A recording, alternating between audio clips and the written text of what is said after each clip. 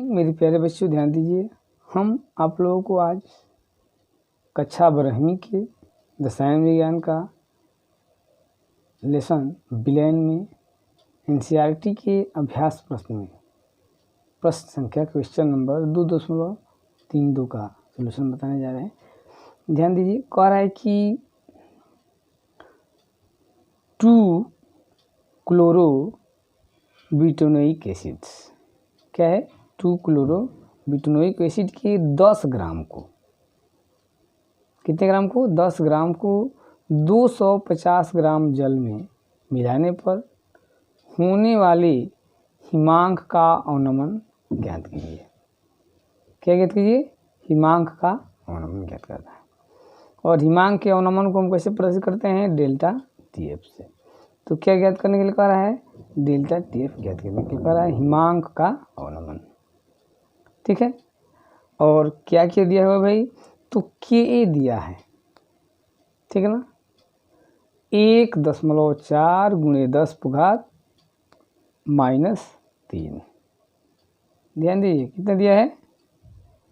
1.4 × 10⁻³ KF भी दिया हुआ है, कितना दिया है? तो 1.86, ठीक है ना, केल्विन kg/मोल।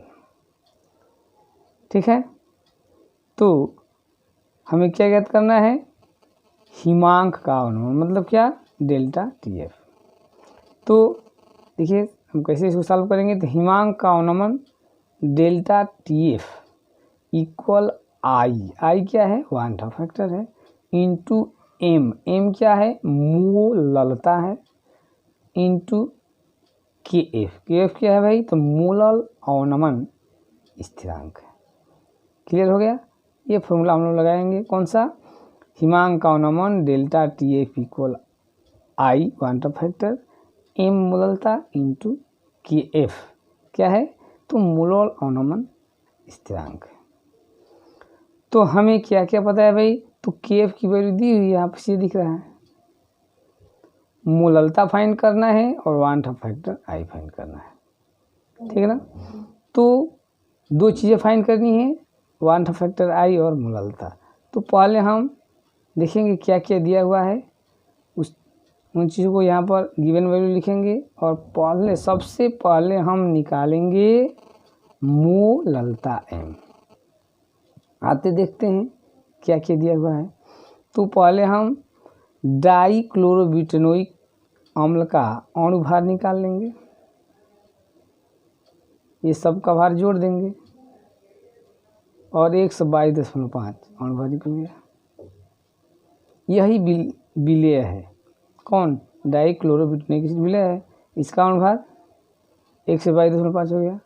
इसका भार कितना होगा वही तो दिया हुआ क्वेश्चन में 10 ग्राम, तो विलेय हो गया W2 10 ग्राम। जल का भार कितना दिया हुआ है भाई? तो 250 ग्राम दिया हुआ है। मोललता इक्वल विलेय का भार गुणे 1000 बटे में विलेय का अणुभार गुणे विलायक का भार ग्राम में। तो विलेय का भार W2 1000, विलेय का अणुभार M2 इंटू W1 रख देंगे वैल्यू। मोललता इक्वल 10 ग्राम गुणे 1000 बटे में अणुभार कितना है? 122.5 गुणे 250, घटा दीजिए तो आ जाएगा 0.3264। क्या हो गया? मोललता एम की वैल्यू निकल गई, केएफ दिया हुआ एम की वैल्यू निकल गई। अब वांटा फैक्टर आई निकालेंगे, तो उसके लिए हम अब देखते हैं इस थोड़ा आयनिक इक्विलिब्रियम वाले आयनिक साम के रिएक्शन। तो आई फाइंड करने से पहले हमें फाइंड करना होगा अल्फा। क्या फाइंड करना होगा?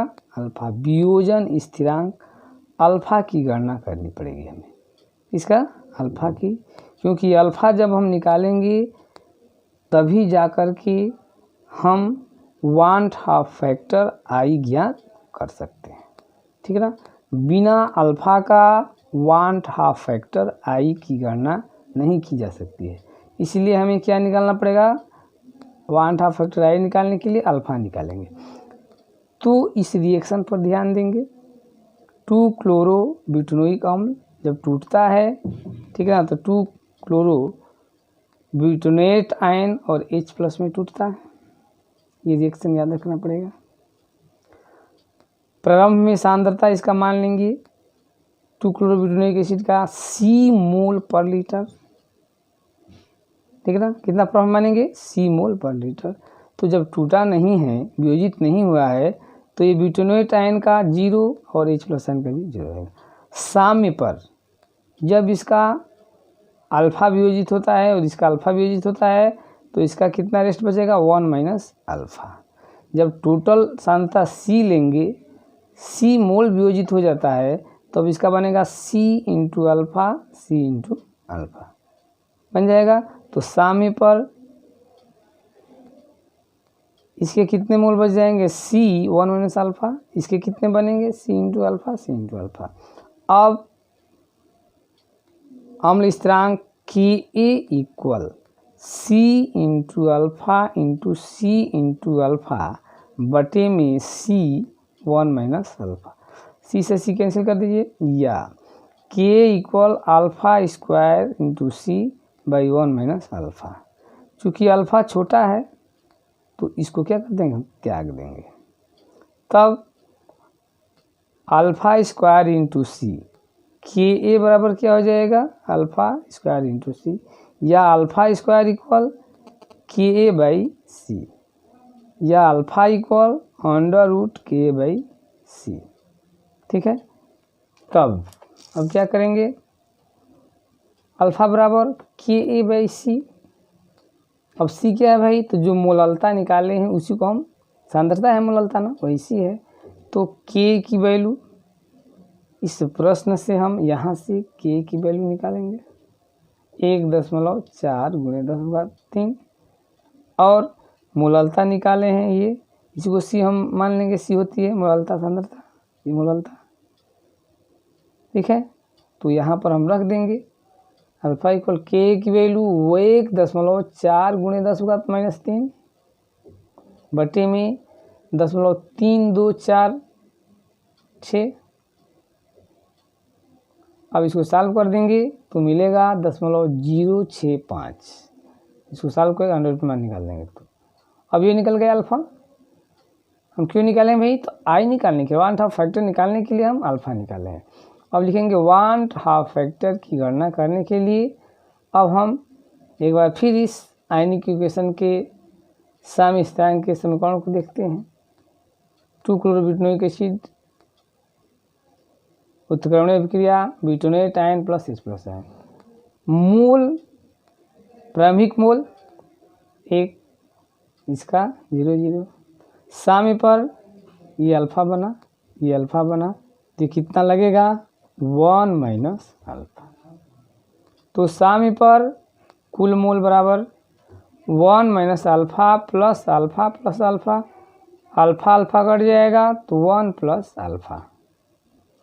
अब 1/2 फैक्टर आई इक्वल साम्य पर कुल मोल बटे प्रारंभिक मोल, या आई इक्वल 1 + अल्फा/1, या हम लिख सकते हैं एक क्रॉस मल्टीप्लिकेशन, तो आई इक्वल 1 + अल्फा, या आई इक्वल 1 प्लस अल्फा की वैल्यू हम लोग निकाल लिए हैं, यहाँ से रख देंगे।